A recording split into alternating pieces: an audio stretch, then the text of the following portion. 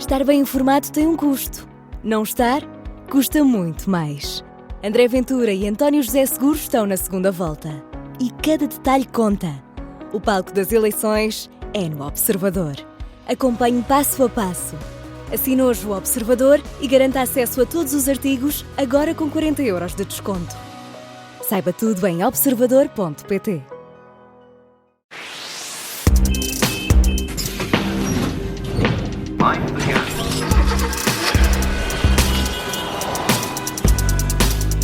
Operação Stop na Rádio Observador, todas as semanas as novidades do mundo automóvel, como sempre com o Alfredo Lavrador. Alfredo, seja muito bem-vindo. Como é que estás? Como é que foi essa semana? Lindamente, Rafael. Já sei que tu também estás, que falámos um bocadinho antes de arrancar com isto. E pronto, é que estamos aqui capazes de avançar com este tema, o tema da semana. Exatamente, sendo que o tema que trazes, sobre o qual queres falar, envolve veículos com motor a combustão e a transformação em motores elétricos. Isto porquê? Porque o Governo aprovou em Conselho de Ministros a legislação que facilita a transformação de veículos com motor a combustão em veículos com motor elétrico, como já, aliás, acontece noutros países. Isto é bom para quem? São perguntas que ficam no ar para serem respondidas de seguida pelo Alfredo Lavrador, sendo que vamos começar pela alteração em si. Que a alteração é esta, Alfredo, de que se fala que agiliza a transformação de veículos de motor a combustão para motor a elétrico? Olha, essencialmente tratou-se de resolver um problema que se arrastava durante anos. Podes não acreditar, mas havia oficinas, empresas e clientes que queriam transformar os seus carros à semelhança do que se faz lá fora e estavam anos. E às vezes eu sei de um indivíduo que transformou o NM e nunca conseguiu homologar aquilo porque o IMT se recusa a homologar.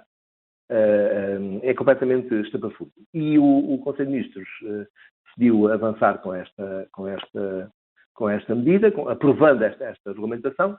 E nota que isto não é uma coisa de um governo deste ou daquele, uma vez que foi transversal, a necessidade surgiu e a vontade de alterar a situação surgiu num governo do PS, que depois não avançou, porque entretanto o governo mudou e acabou por ser resolvido por isto. Ou seja, não é uma coisa, não tem nada a ver com política, é uma questão até de justiça, sendo que os problemas, as dificuldades colocadas à homologação da alteração de veículos, ou de veículos alterados, se quiseres, é um tema recorrente em Portugal, porque devido à falta de flexibilidade ou de competência ou daquilo que tu quiseres do IMT,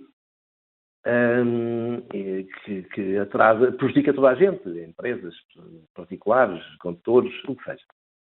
Dizias que esta é uma transformação comum noutros pontos, neste caso da Europa, países como França ou Reino Unido, acredito que existam ainda mais. Se isto é tão normal e tão comum, porquê é que existe esta dificuldade em realizar a mesma alteração em Portugal, Alfredo? Olha, não te consigo responder e falei com duas empresas para tentar perceber os contornos da coisa. Uma especializada mais em carros clássicos e outra mais aberta em qualquer tipo de veículo, e a verdade é que não consegui perceber. Basicamente, o que eles acreditam é que é um misto de falta de técnicos, de falta de técnicos competentes em veículos elétricos, ou seja, habituados durante anos a trabalhar com carros com motores a combustão.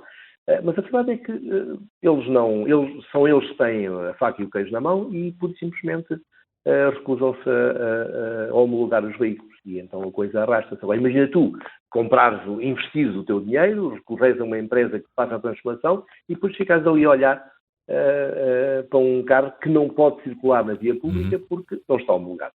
E nota que não é só o particular e a oficina e a empresa portuguesa que já de si são prejudicados. É também um caso de marcas, como por exemplo as francesas, cujo mercado tem algum dinamismo, os ingleses também têm, mas aí as marcas não interessam, uma vez que as transformações são transversais à indústria. Mas, por exemplo, as marcas francesas, no caso a Renault, por um lado, e as marcas francesas do grupo Stellantis, a Peugeot e a Citroën, comercializam estes kits em França e noutros países.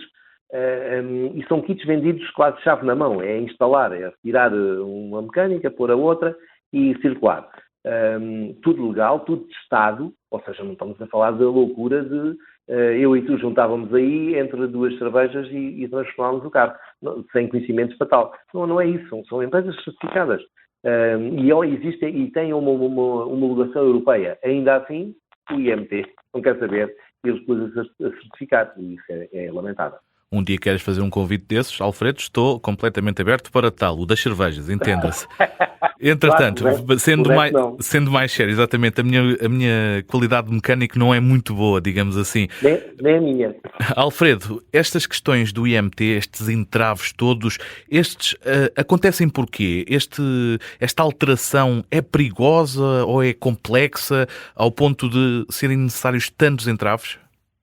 Olha, na prática as duas coisas. É perigosa e é complexa. É perigosa, deixando de o ser, se for realizada por quem sabe. Lá está, nós dois estamos fora deste capítulo. Sim. E é complexa porque mexem muitas coisas. Só para te dar um exemplo. Em que é que consiste a transformação? Abres o capô, tiras o motor, tiras a caixa, que também não vai ser precisa. Ainda que há alguns carros que são transformados, como por exemplo os SUVs, há quem prefira deixar a transmissão, o que inclui a caixa, porque aí garantes que não beliscas a capacidade de todo o terreno do carro, ou seja, aquilo continua a subir pedregulhos, se for o caso disso. Mas dizia-te eu, tens que retirar de lá o motor e a caixa. O que é que sucede? Quando tiras o motor, ficas sem conseguir funcionar corretamente com os travões e com a direção. E porquê? Porque os travões precisam do vácuo produzido no sistema da admissão, dos coletores de admissão, para facilitar, para diminuir a pressão necessária para acionar os travões. Ou seja, nós colocamos o pé de leve sobre o pedal de travão e aquilo trava, não só pela pressão de óleo, mas porque o vácuo retirado do motor acaba por suavizar, por diminuir o esforço sobre o pedal. Também a direção precisa da ajuda do motor para fazer circular uma bomba de óleo que acaba por gerar pressão para fazer girar o volante com menos esforço. Essas duas coisas precisam de ser alteradas e substituídas por sistemas de travagem e sistemas de direção elétricos. Ou seja, não é só tirar o motor e a bateria. Há outras coisas a fazer. Mas tudo isto é simples e elementar no carro, como dizia o outro. Para quem sabe. Para quem sabe.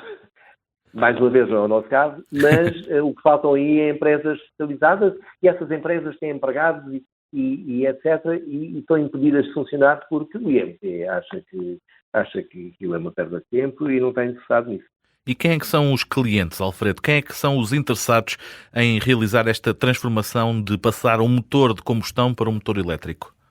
Olha, essencialmente há dois tipos de clientes. Há aquele que quer um carro elétrico mais barato, não está a nadar em dinheiro, e então, do que é que se lembrou? Eu tenho aqui, imagina tu, isto são casos, não é? Eu tenho aqui um Renault 4 de 1970, a cair de podre, repara a chapa, repara o chassi, faço aquilo tudo, e depois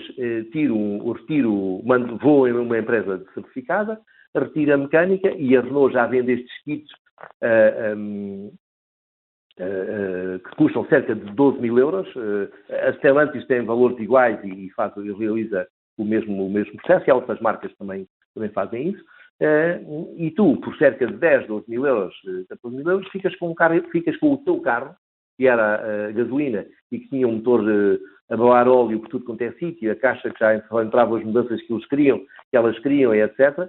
Ficas com um carro funcional, elétrico, e pronto. Está claro que não tens muita autonomia, porque o carro não tem sido para levar as baterias são de menor capacidade, estão ali um bocado limitadas, mas a verdade é que tens um carro elétrico por tudo e meia, ou por menos um valor inferior àquele que custa um carro elétrico, mesmo dos mais baratos, e é o teu carro, e tu podes achar piada. Outro tipo de cliente é o cliente que herdou do pai, do avô, da tia, imagina tu, um clássico, seja lá um Jaguar, Ferrari não, é sacrilégio. Se tirares aquele motor, devia ser castigado.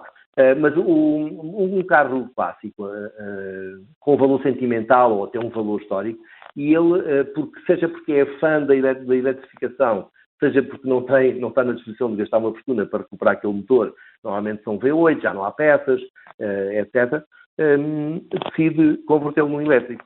E ambos os clientes, seja o que tem pouco dinheiro, seja o que adorava ter o clássico funcional, estão impedidos de circular porque, lá está, o IMT não quer. Alfredo, podemos então prever que vai existir assim uma grande procura para este tipo de alterações? Ou seja, há assim tanta gente à procura de passar de um motor de combustão para um motor elétrico? Não te vou dizer que isto não é como aqueles saldos, dia de saldos nas lojas de roupa ou do que é que seja. Não é uma coisa de grande volume. Mas sabes que, imagina que nós os dois tínhamos uma empresa, e há muita gente nessa situação. Tínhamos uma empresa de transformação. Tínhamos 3 empregados, 10 empregados, o que for. E porque aquilo mete tudo, mete pintura, mete chapa, mete não sei o quê, não é só provavelmente a parte da mecânica e que tem que ser alterada. E de repente ficamos ali a olhar para aquilo. De maneira que não há assim muita gente. Mas sabes que estas graças do IMT, que há muita gente que diz que é pura maldade ou incompetência, eu não acredito que seja isso, ou seja, era interessante saber o porquê é que o IMT arrasta os pés durante anos para homologar um carro. Não afeta só estas transformações de combustão para elétricos. Por exemplo, uma marca francesa, não vale a pena dizer qual é, porque não interessa, tentou, tu e eu sabemos, e todos os nossos ouvintes também sabem, que existem carros híbridos em Portugal. No mundo, carros com mecânicas híbridas. E também sabemos que existem outros carros que montam motores bifuel, que é aqueles motores que gastam simultaneamente ou gasolina ou GPL. E a vantagem do GPL é que é muito mais barato que a gasolina e é muito menos poluente. Logo, tem vantagens. O IMT sempre homologou motores híbridos e sempre homologou em Portugal motores GPL, porque é uma homologação europeia.